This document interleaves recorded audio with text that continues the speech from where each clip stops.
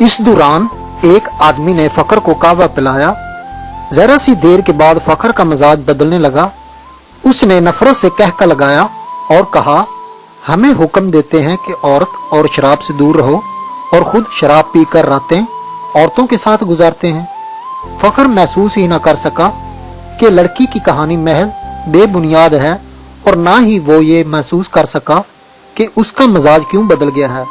उसे हशीश पिला दी गई थी। उस पर ऐसा नशा तारी हो चुका था जिसे वो नशा नहीं समझता था। वो अब अपने तस्वरों में बादशाह बन चुका था। लड़की के चेहरे पर मशल के शोले की रोशनी नाच रही थी। उसके बिखरे हुए स्याही मायल भूरे बाल चमक रहे थे।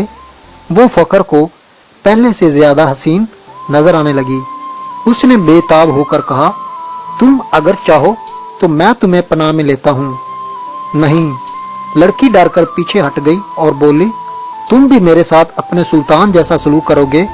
तुम मुझे अपने खेमे में ले जाओगे और मैं एक बार फिर तुम्हारे सुल्तान के कब्जे में आ जाऊंगी। हम तो अब दूसरी 6 लड़कियों को भी बचाने की सोच रहे हैं, एक ताजर ने कहा। हम उनकी इज्जत बचाना चाहते थे मगर हमसे भूल हुई। फखर अल मिस्री की निगाहें लड़की पर जमी हुई थी। उसने इतनी खूबसूरत लड़की कभी नहीं देखी थी। खेमे में खामोशी तारी हो गई जिसे क्रिस्टोफर ने तोड़ा। उसने कहा, तुम अरब से आए हो या मिस्री हो? मिस्री।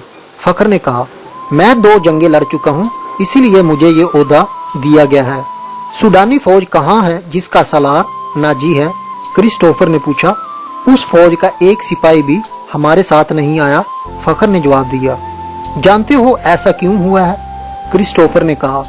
सूडानियों ने सलाहुद्दीन अयूबी की अमारत और कमान को तस्लीम नहीं किया। वो फौज अपने आप को आजाद समझती है। नाजी ने सुल्तान अयूबी को बताया था कि वो मिस्र से चले जाएं क्योंकि वो गैर मुल्की हैं।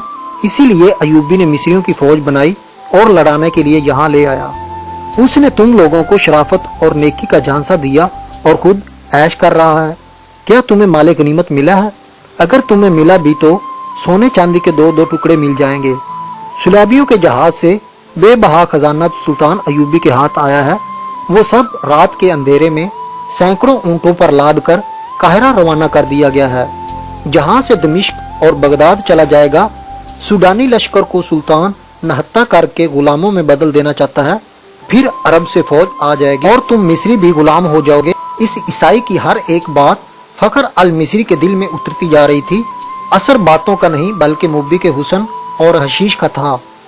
ईसाइयों ने यह हरबा हसन बिन सबा के हशीशिन से सीखा था। मुब्बी को बिल्कुल तवक्को नहीं थी कि यह सूरत हाल पैदा हो जाएगी कि एक मिस्री उसके ताकम में उसके दाम में आ जाएगा। उन्हें मालूम हो गया कि फखर मिस्र की जुबान के सिवा और कोई जुबान नहीं जानता। मुब्बी ने अपने 5 साथियों को सुनाना शुरू कर दिया कि रोबन जख्मी होने का बहाना करके जख्मियों के खेमे में पड़ा है और उसने कहा है कि नाजी से मिलकर मालूम करो उसने बगावत क्यों नहीं की या उसने अकब से सलाहुद्दीन अयूबी पर हमला क्यों नहीं किया, और ये भी मालूम करो कि उसने हमें धोखा तो नहीं दिया। वो बातें कर रही थी तो फखर ने पूछा, ये क्या कह रही है? ये कह रही है, एक ने जवाब दिया, अगर ये शख्स यानी तुम सलाहुद्दीन अयूबी की फौज में ना होते तो ये तुम्हारे साथ शादी कर लेती। ये मुसलमान होने को भी तैयार है लेकिन कहती है कि इसे अब मुसलमानों पर भरोसा नहीं। फखर ने बेताबी से लपक कर लड़की को बाजू से पकड़ा और अपनी तरफ घसीट कर कहा, अगर मैं बादशाह होता तो खुदा की कसम तुम्हारी खातर तख्त और ताज कुर्बान कर देता। अगर शर्त यही है कि मैं सलाहुद्दीन अयूबी की दी हुई तलवार फेंक दूं तो ये लो। उसने कमरबंद से तलवार खोली और नयाम समेत लड़की के कदमों में रख दी। कहा, मैं अब से अयूबी का सिपाही और कमानदार नहीं हूँ, मगर एक शर्त और भी है। लड़की ने कहा, मैं अपना मजहब तुम्हारी खातर तर्क कर देती हूँ लेकिन सलाहुद्दीन अयूबी से इंतकाम जरूर लूंगी। क्या उसे मेरे हाथों से कत्ल कराना चाहती हो? फखर ने पूछा। लड़की ने अपने आदमियों की तरफ देखा। सब ने एक दूसरे की तरफ देखा। आखिर क्रिस्टोफर ने कहा, एक सलाहुद्दीन अयूबी ना रहा तो क्या फर्क पड़ेगा, एक और सुल्तान आ जाएगा, वो भी ऐसा ही होगा। मिस्रियों को आखिर गुलाम ही होना पड़ेगा। तुम एक काम करो, सूडानियों के सलार नाजी के पास पहुंचो और ये लड़की उसके सामने करके उसे बताओ कि सलाहुद्दीन अयूबी असल में क्या है और उसके इरादे क्या हैं। इन लोगों को ये तो इल्म था कि नाजी का सुलैबियों के साथ राब्ता है और मोबी उसके साथ बात करेगी, लेकिन उन्हें ये इल्म नहीं था कि नाजी और उसके सालार खुफिया तरीके से मरवाए जा चुके हैं। उस तक लड़की को ही जाना था, उसका अकेले जाना मुमकिन नहीं था। इत्तेफाक से उन्हें फखर अल मिस्री मिल गया, लिहाजा इसी को इस्तेमाल करने का फैसला हो गया। ये आदमी चूंकि सुल्तान अयूबी की नजर में आ गए थे, इसलिए अभी उसकी नजर में ही रहना चाहते थे। इसके अलावा उन्होंने मोबी से सुन लिया था कि उनके शोबा जासूसी और तकरीब कारी का सरबराह रोबन इसी कैंप में है और फरार होगा, इसलिए वो उसे मदद देने के लिए भी वहां मौजूद रहना चाहते थे। उनके इरादे मालूम नहीं क्या थे। सलाहुद्दीन अयूबी पर चलाया हुआ उनका तीर खता गया तो उन्हें सुल्तान अयूबी के सामने ले जाया गया था। उनका बहरूप और ड्रामा कामयाब रहा, लेकिन उनका मिशन तबाह हो गया था। लिहाजा अब वो बदली हुई सूरत हाल और इत्तफाक़ात से फायदा उठाने की कोशिश कर रहे थे। फखर अल मिस्री हुसन और हशीश के जाल में आ गया था। उसने वापस कैंप में न जाने का फैसला कर लिया था। उसे ये मशवरा दिया गया कि वो लड़की को लेकर रवाना हो जाए। उन लोगों ने उसे अपना एक ऊंट दे दिया, पानी का एक मशकीजा दिया और थैले में खाने का बहुत सारा सामान डाल दिया। इन अशिया में कुछ ऐसी चीजें थी जिनमें आशीष मिली हुई थी। मोबी को उनका इल्म था। फखर को एक लंबा चूहा और ताजरों वाली दस्तार पहना दी गई। लड़की ऊंट पर सवार हुई, उसके पीछे फखर सवार हो गया और ऊंट चल पड़ा। फखर गर्दोपेश से बेखबर था, वो अपनी माजी से भी बेखबर हो गया था।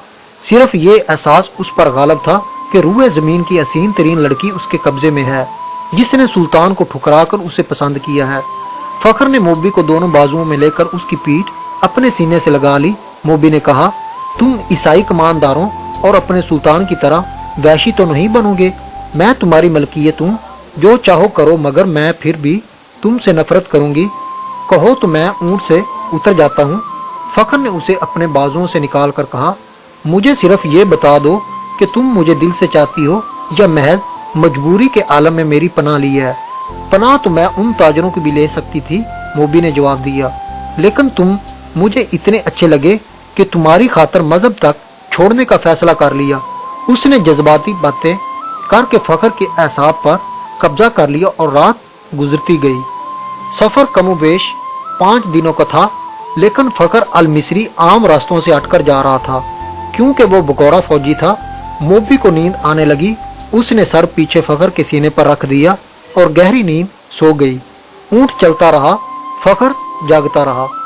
जी तो फ्रेंड्स, आज की वीडियो में बस इतना ही। वीडियो पसंद आने पर इसे लाइक करें, चैनल को सब्सक्राइब करें और घंटे के निशान को भी प्रेस कर दें। नेक्स्ट वीडियो के लिए आप हमारा इंतजार करें।